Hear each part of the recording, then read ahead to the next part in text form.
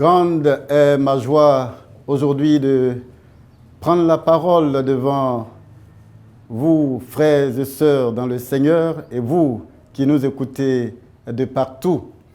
C'est une bénédiction de venir, n'est-ce pas, en face de notre Dieu et qui donne la vie.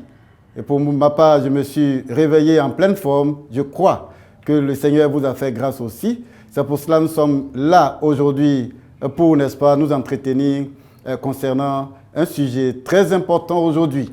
Et donc, je suis très heureux d'être là encore à votre rencontre.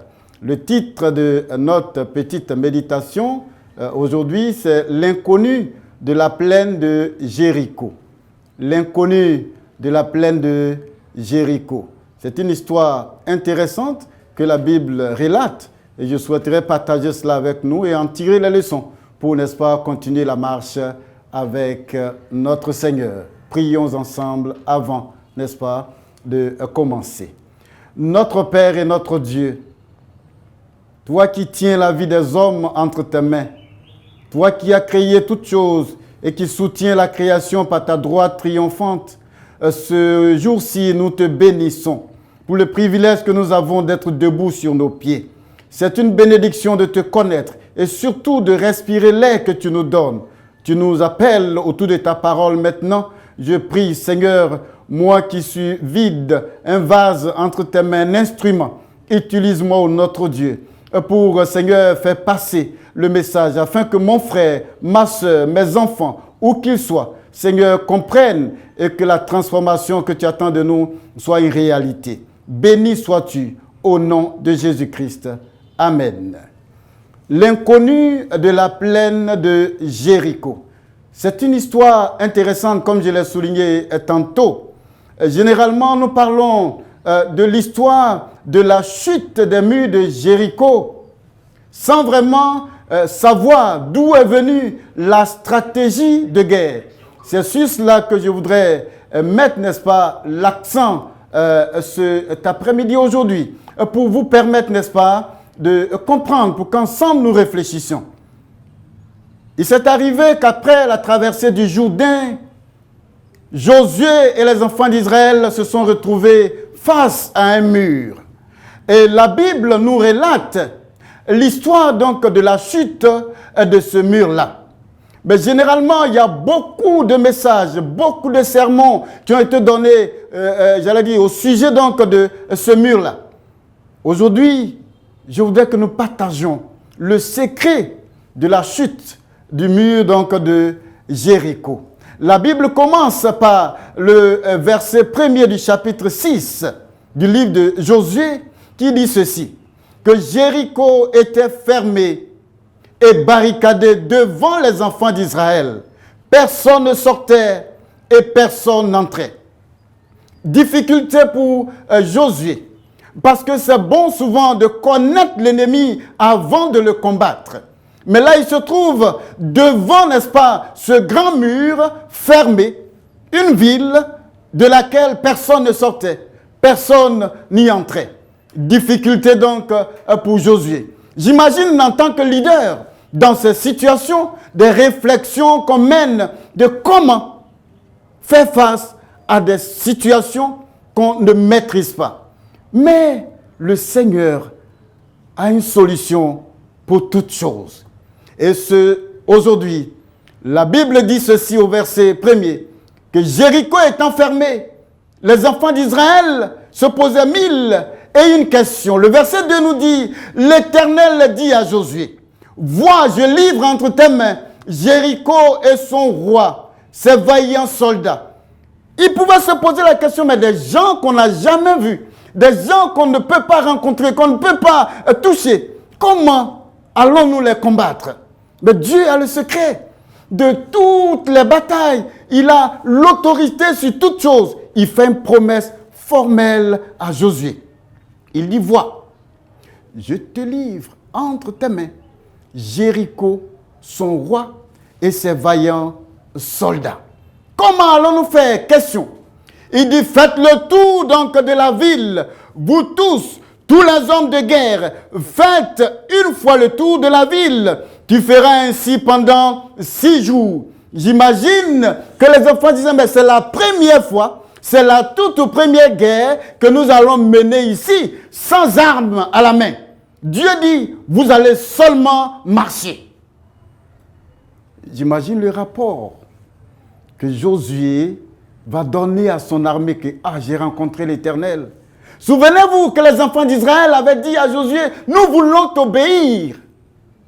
Mais seulement, fais en sorte que l'Éternel soit avec toi. Et ici, après, j'allais dire, le conseil de guerre avec l'Éternel, Josué va donner le rapport que l'Éternel dit, cette fois-ci, vous allez déposer les couteaux, les bâtons, vous allez déposer les pierres et vous allez prendre vos pieds et marcher, faire le tour de la ville pendant 6 jours. Chaque jour, on en fera donc un tour. Les sceptiques se demandaient, se regardaient comment cela pouvait être impossible. Mais c'est possible.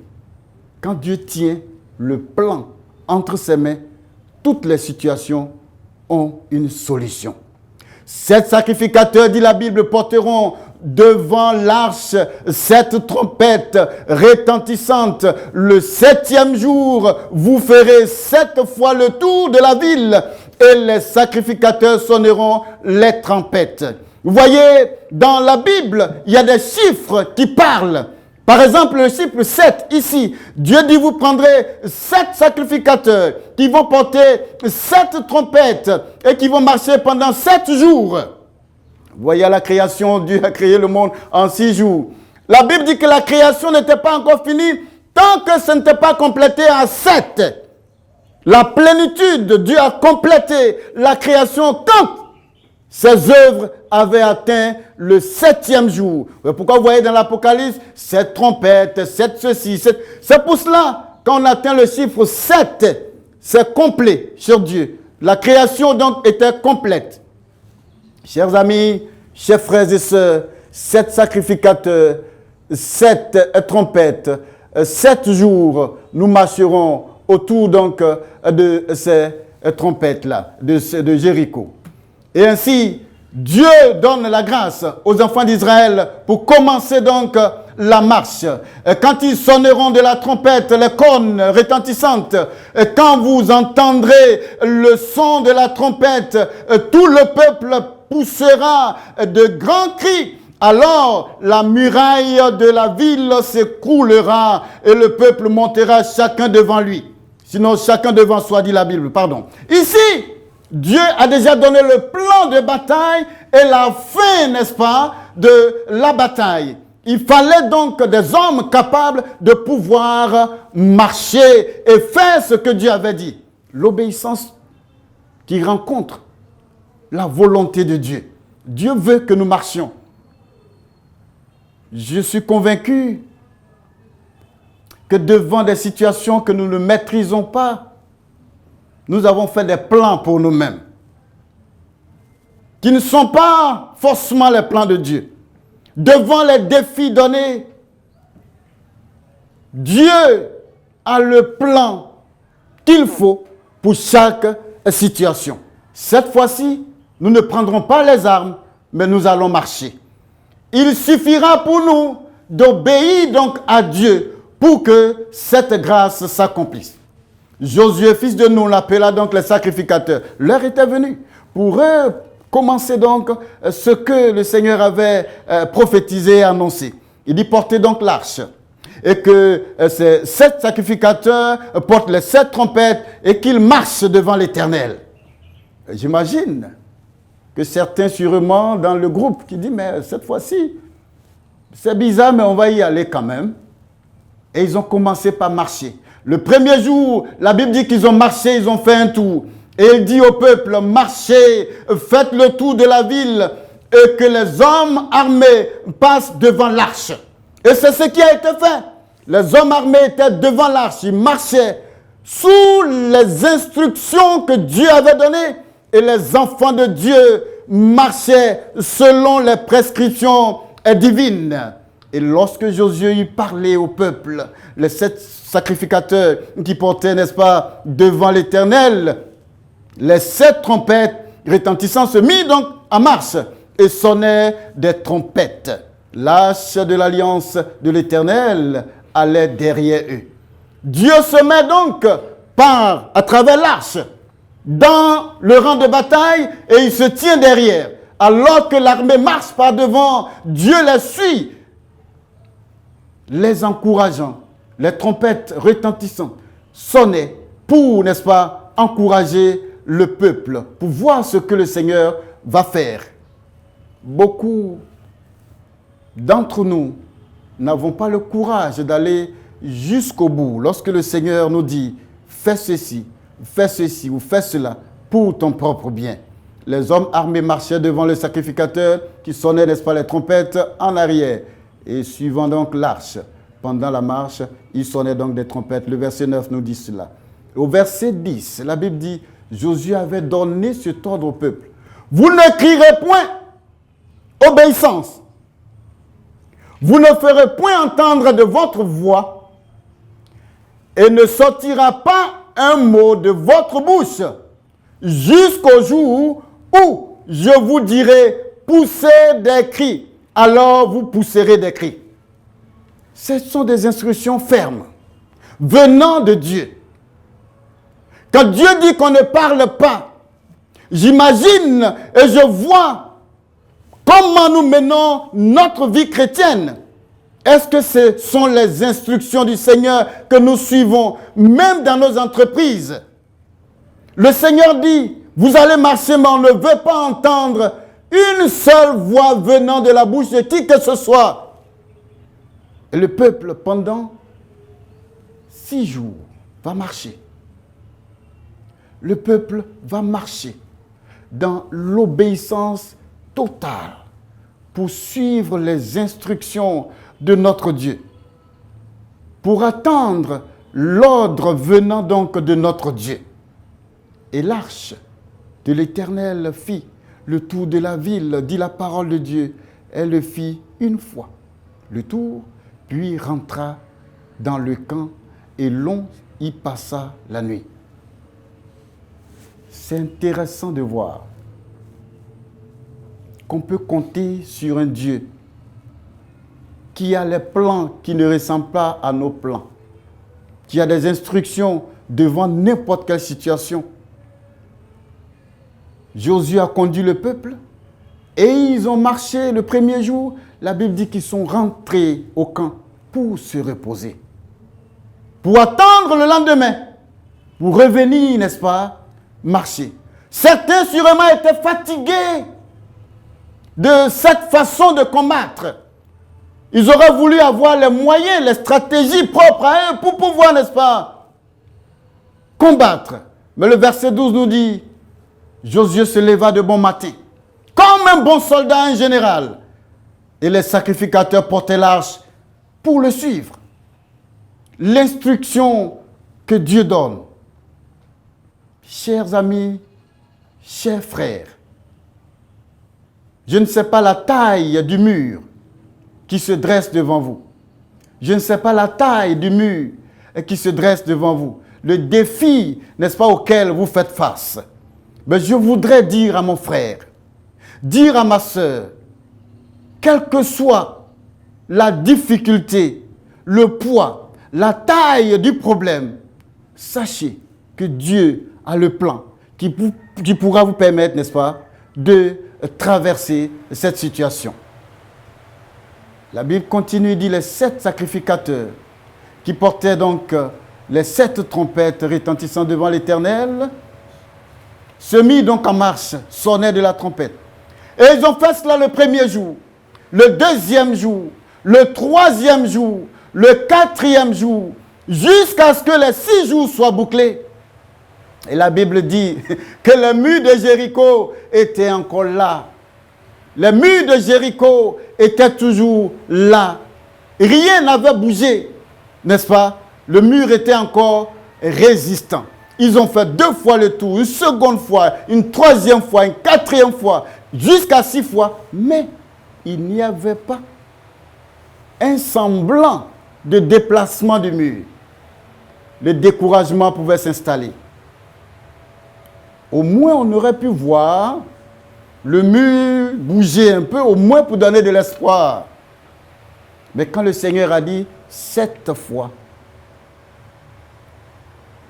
il vous accompagnera jusqu'à ce que le 7e jour arrive. Et le peuple a persévéré.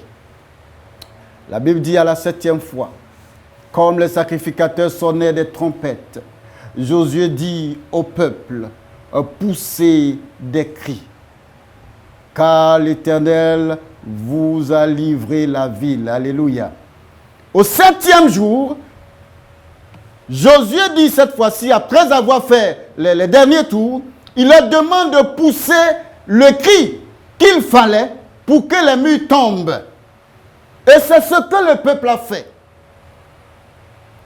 Ils ont poussé le cri et les murs de Jéricho se sont écroulés. La question que je voudrais poser ici, et mettre cela à notre réflexion, mais qui a fait tomber dans le fond les murs de Jéricho? Parce que c'est extraordinaire de voir qu'un mur peut tomber comme ça, après avoir poussé, n'est-ce pas, un cri. La Bible dit au chapitre 5 du livre de Josué, le verset 13, que quelque chose s'est passé avant donc que les enfants se mettent en marche pour faire le tour, n'est-ce pas, des murs de Jéricho. La Bible dit que comme Josué, après avoir traversé bien sûr le Jourdain, lorsqu'il était confronté au mur de Jéricho, Josué se promenait. Il était inquiet. Il se demandait, mais comment allons-nous faire? Et alors qu'il promenait les regards, la Bible dit que Josué a rencontré un homme qui se tenait debout. Oui, un inconnu qui se tient debout, son épée déjà hors du fourreau, une épée nue, et ici, dans sa main, prêt au combat. Josué est surpris, s'approche, n'est-ce pas, de l'homme, pour, n'est-ce pas, prendre les nouvelles de ce dernier. Qu'est-ce que tu fais autour du camp? En tout cas, quand j'ai fait le dénombrement, nous sommes autour de 600 000, mais toi, je ne t'ai jamais vu. D'où est-ce que tu sors? Le courage que Josué a eu, le courage que le leader doit avoir, d'aller devant les difficultés et prendre les nouvelles et permettre à la situation d'être résolue. Et Josué s'adresse à l'inconnu de la plaine de Jéricho et lui demande, mais d'où est-ce que tu viens? Il va vers lui, dit la Bible, et lui dit, es-tu de nôtres ou de nos ennemis? J'imagine que ce monsieur Josué est un homme courageux. Aller face à un homme qui a l'épée déjà sortie du fourreau, ça veut dire qu'il est prêt à en découdre. Mais la Bible dit qu'il s'approche de lui et dit, mais qu'est-ce que tu fais là? Quelle est ta mission? Est-ce que tu es avec nous ou tu es contre nous? La réponse de l'homme va étonner Josué. Il lui dit non. Comment non? Es-tu des nôtres? Non. Tu es notre ennemi? Il dit non. Mais comment? Qu'est-ce que tu fais ici? Il va répondre.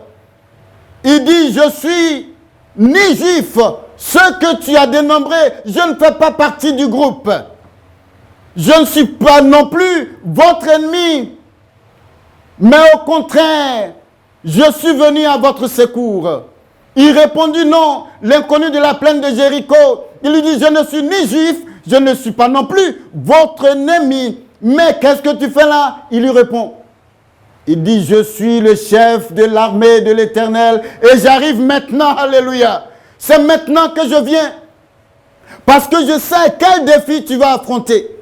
Je sais le défi du mur de Jéricho. Il fallait que je vienne maintenant pour que la situation soit résolue. Il fallait que je vienne maintenant, comme pour dire que Dieu, notre Père, devant les défis, arrive toujours à l'heure. Il dit, je suis le chef de l'armée de l'Éternel. J'arrive maintenant. Pourquoi c'est maintenant il arrive? Parce que c'est maintenant que le défi est grand. C'est maintenant que le défi est énorme. C'est maintenant que le défi a besoin d'être relevé. C'est maintenant que les enfants d'Israël ont besoin du Dieu du ciel.